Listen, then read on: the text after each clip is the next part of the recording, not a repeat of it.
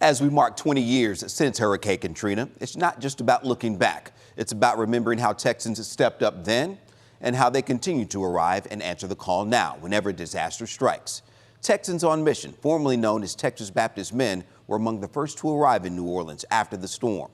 In this morning's Thank God in Texas, I'll introduce you to one of those volunteers who spent months on the ground.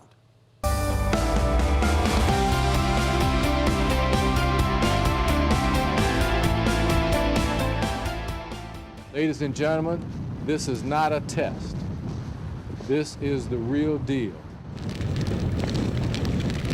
Despite the devastation in New Orleans, volunteers with Texans on Mission couldn't get inside the city right away. They didn't allow us really into New Orleans proper until a month in.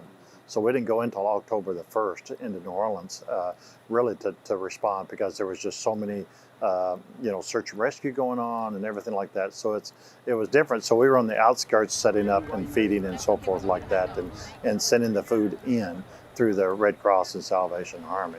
David says the need in New Orleans was so great it forced them to rethink how they trained and used volunteers. So I had people with that shower unit there for those 150 days that I was rotating people in and out. A lot of times we're out there with trained volunteers, and Katrina caused us to research and to advance that training, and to bring people that were wanting just to do it, to train them on site. And I'm sure during the process there's prayer with these people. I'm sure they have questions, maybe ever dealing with questions where they're questioning God. Where is he in all of this? So how do you handle those kinds of conversations? Our taglines is bringing help, hope, and healing to a hurting world.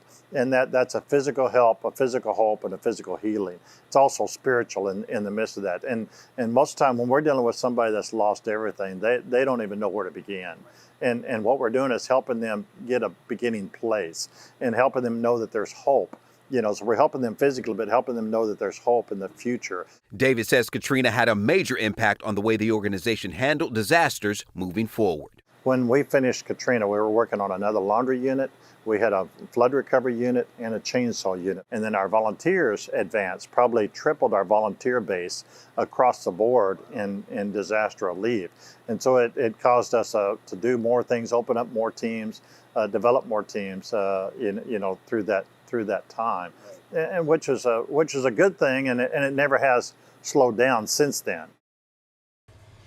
And as I said, it hasn't slowed down since then. So they still have crews out in Kerrville still working and still there. So we've kind of moved on, but they're still there working. And one of the things I asked him, what do you do to help the teams?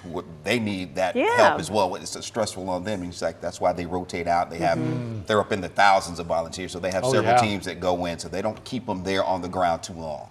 I knew they ran efficiently, but it makes more sense now. They've learned how to run efficiently. Exactly. Great stuff. Thank you, Craig.